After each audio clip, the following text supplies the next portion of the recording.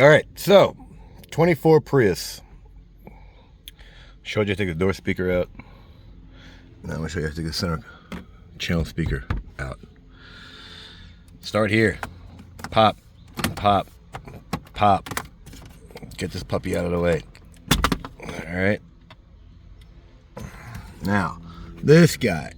Start in the corner. All right, see how everything overlaps? Now, this guy, you got to use a tool like this. You got to get this thing. Got to. I came up under here like this. I'll pop this guy out. Went underneath here. Pop these guys out. Alright. Get them out of the way. Now, there's no speaker here, but it does overlap. You see? It overlaps.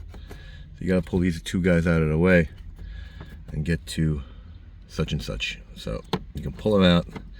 It's got a little tail right here. You see, this little piece goes up under.